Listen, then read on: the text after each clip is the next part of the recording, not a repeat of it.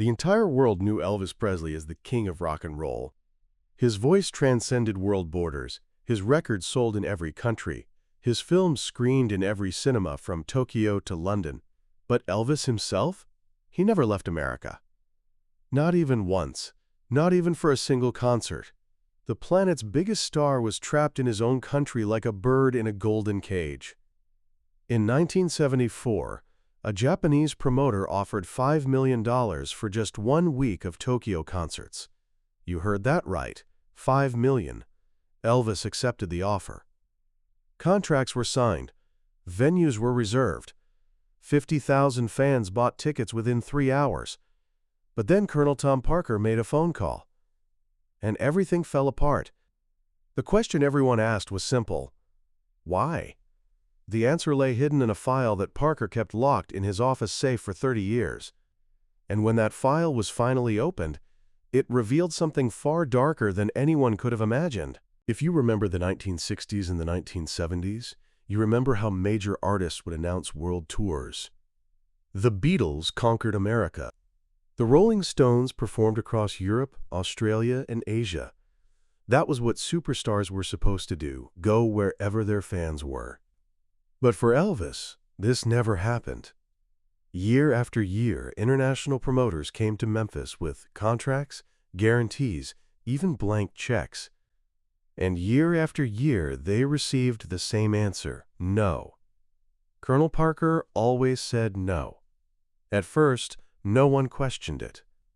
Elvis was busy, making movies, performing in Las Vegas residencies, selling out American tours in minutes. But as the years went by, the situation became strange, uncomfortably strange. The Beatles had already broken up. Elvis's films were losing money. His career needed something big, something fresh. A European tour could have provided that. It would have been legendary. A cultural moment that defined a generation and went down in history.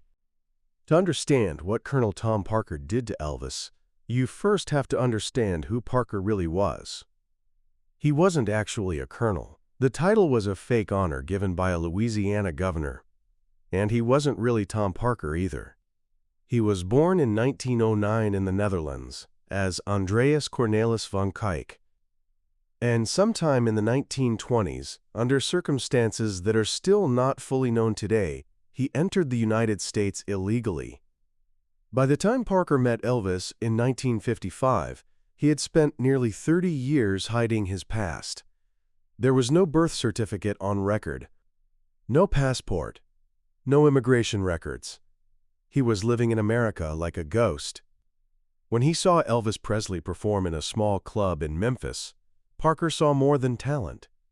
He saw his ticket to permanent legitimacy.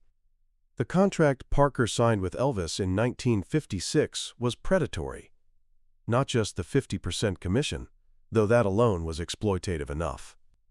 Parker had complete control over every decision. Every tour, every film, every business deal required his approval. And Elvis, barely 21 years old, raised in poverty and naturally trusting, signed everything Parker put in front of him. Elvis grew up reading National Geographic and watching documentaries about distant places. He had never really gone anywhere. Born in Tupelo, Mississippi. Raised in Memphis, Tennessee. From 1958 to 1960, his military service in Germany was the only time he ever left American soil, and during those 2 years, something awakened in him. He loved Germany. He loved the people, the culture, the feeling of being somewhere completely different. He talked about it constantly. The castles, the beer gardens, the way Europeans treated him not as a commodity, but as a human being. When he returned to America in 1960, he told his inner circle, men like Red West and Sonny West, friends since his teenage years, that he wanted to properly tour Europe. Not as a soldier, but as Elvis. He wanted to play the Palladium in London, the Olympia in Paris, the Budokan in Tokyo. He wanted to see the world, and he wanted the world to see him. But Parker always had an excuse. The security isn't sufficient. The insurance is too expensive. We're already at the top here. There's no need to take risks. And then, quietly, to promoters Elvis had never even met, Parker would say, "He's not interested," and shut the door. By the mid-1960s, Elvis stopped asking. He accepted that dreaming about Europe was pointless. Colonel Parker would never allow it. But he never knew why. By the time the 1970s arrived, Elvis's career was no longer in good shape. His films weren't making enough money. His music was still popular, but it no longer dominated the charts the way it once had. He needed something different. And everyone knew it, except Parker. Or rather, Parker knew it but did nothing, not out of a lack of vision, but out of fear. The Rolling Stones were planning a massive European tour. Led Zeppelin was filling arenas around the world. The entire rock and roll landscape was going global, while Elvis was stuck playing the same venues in Vegas and doing short tours through American cities he had already visited 100 times.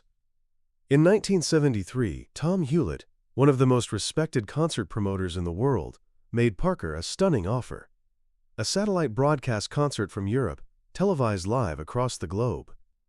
The estimated audience was over 1 billion people, bigger than the moon landing. Hewlett already had commitments from broadcasters in 40 countries. The sponsorship money alone would have made Elvis the highest-paid artist in history. Parker listened to the presentation. He smiled. And then he said, "Elvis doesn't have a passport." Hewlett was confused. "Then we'll get one. It'll take a week." Parker's smile disappeared. "That's not so simple," he said. At the time, there was something almost no one knew. Elvis had actually tried to get a passport. More than once. In 1960, after returning from Germany, he applied. Standard procedure: birth certificate, photographs, background check. But the application was never processed. Parker said it was a paperwork issue. Elvis applied again in 1965. Same result. Paperwork problem. He tried once more in 1969. And again, as you might expect, the outcome was exactly the same. By this point, people in Elvis's inner circle started asking questions. Marty Lacker, a member of the Memphis Mafia, confronted Parker directly. "Why can't Elvis get a damn passport? Every other American can." Parker's response was cold. "I handle Elvis's business, you handle yours." But Marty didn't let it go. He started digging, and what he found shocked him. The passport applications had been processed. All of them. They had been approved by the State Department. But before they could reach Elvis, Parker intercepted them and destroyed them. Unfortunately, it wasn't until 1973 that Elvis began to truly understand what was happening. He was in his dressing room at the Las Vegas Hilton, reading a magazine interview with Mick Jagger. Jagger was talking about the Stones' upcoming tour, London, Paris, Berlin, Rome. And Elvis felt something he hadn't felt in years: anger. He called Parker into the room. "Tom, I want to do a European tour. Next year. I'm serious." Parker immediately fell back on his usual evasions. Security. Money. Risk. But this time, Elvis cut him off. "Apply for a passport. Right now." For a brief second, Parker panicked, and Elvis saw it in his eyes. Everything clicked into place. "You've been blocking this on purpose, haven't you?" Parker didn't know what to say. "Elvis, this is ridiculous." "Then prove it. Go to the post office tomorrow and bring me the forms. I'll fill them out myself." Parker left the room without saying a word. And the next day, he didn't get the forms. He did something else instead. He went to his lawyer and asked a single question. "If I leave the United States, will I be deported?" Because that was the truth Tom Parker had been hiding for 30 years. He wasn't just someone without documents. He was wanted. Not by American authorities, but probably by Dutch authorities. The details are unclear even now. Some researchers believe Parker deserted from the Dutch army. Others think he was involved in a crime, possibly even a murder, that forced him to flee Europe.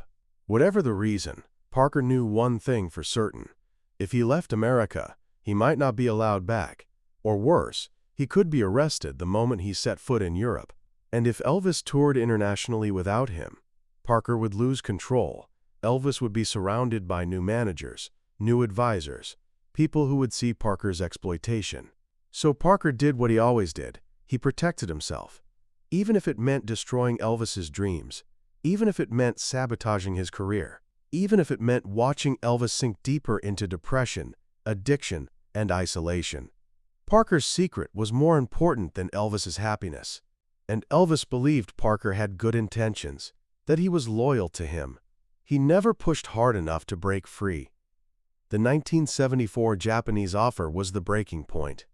$5 million, 1 week, 6 concerts at the Nippon Budokan. A promoter named Mr. Udo flew to Memphis personally to meet with Elvis. Not Parker, Elvis. Because Udo had heard the rumors. He knew Parker was the obstacle. Udo found Elvis sitting by the pool at Graceland. They talked for 2 hours. Elvis was excited in a way even his friends hadn't seen in years. He talked about wanting to experience Japan, the culture, the respect for artists, the discipline. There, in front of witnesses, he signed a letter of intent. When Parker found out, he went ballistic. He called Udo's hotel room and started screaming on the phone.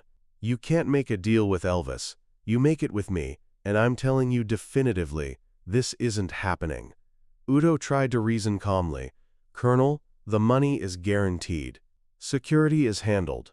All Elvis has to do is come." Parker's response was final. Elvis doesn't have a passport, and he's not getting one. Udo flew back to Japan. 50,000 fans got refunds. The story made international news. And Elvis, reading the headlines at Graceland, finally understood. He was trapped. Not by his fame, not by his schedule, but by the man he'd trusted since he was 21 years old. What happened next varies in the telling. Some say Elvis confronted Parker in anger.